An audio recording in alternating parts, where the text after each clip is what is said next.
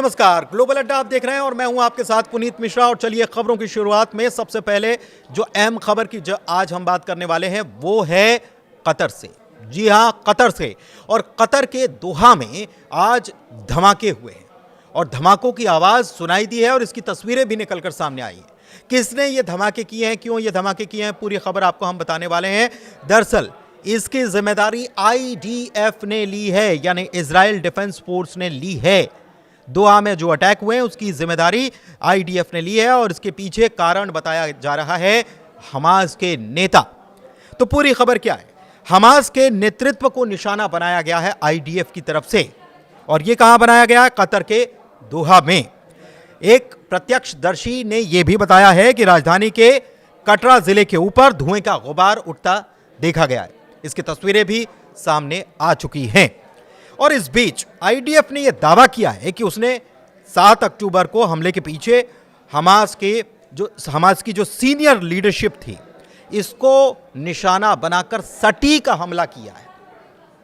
और IDF ने हमला कहाँ किया है इसके बारे में कोई जिक्र नहीं किया है। लेकिन अल अरबिया जो है न्यूज़ एजेंसी, उसने यह बताया है कि कतर में इजरायली हमले में हमास का मुख्य वार्ताकार खलील अल हय्या उसकी मौत हो गई। ये बड़ी खबर निकलकर सामने आ रही। अब ये पूरा क्या चल रहा है ये भी आपको समझाते हैं।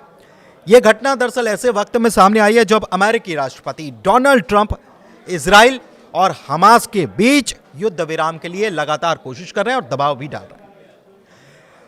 ट्रंप ने हाल ही में रविवार को एक बयान दिया था और कहा था कि इजरायलियों ने भी मेरी शर्तें मान ली हैं, हमास को भी मान लेना चाहिए और हमास को हम वार्निंग दे रहे हैं कि अगर वो नहीं मानेंगे तो फिर उन्हें क्या अंजाम भुगतना पड़ सकता है, इसके बारे में उनको सोच लेना चाहिए।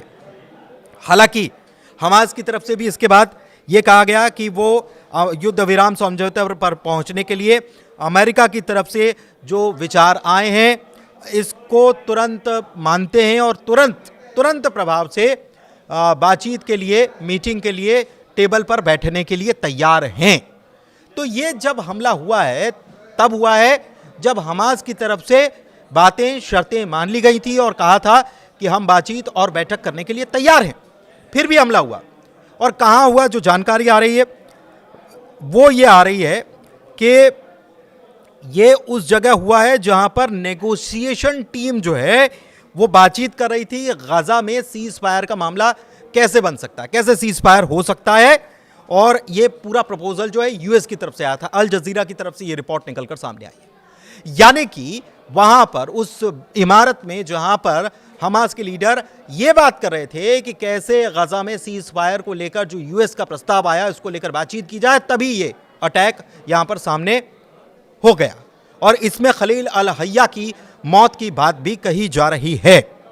एक चीज और है कि कतर ने क्या कहा है? कतर ने कहा है कि इजराइल का जो हमला है, ये हमास के ऊपर जो हमला है ये कायरतापूर्ण हमला है, इसकी निंदा की है और कड़े शब्दों में इसका जवाब देने की बात कही गई है कतर की तरफ से। धन्यवाद।